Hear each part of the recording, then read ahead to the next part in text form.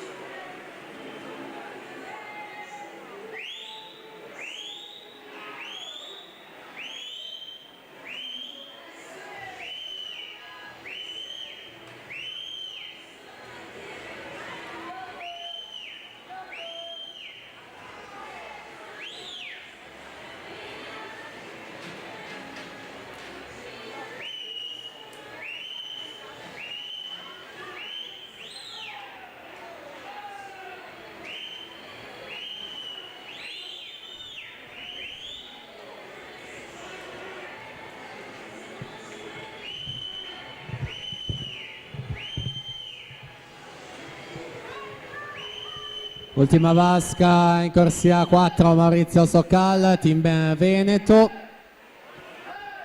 2,986 per aggiudicarsi questa batteria numero 2 su Giovanni Candeo in seconda posizione, 2,15 e 51.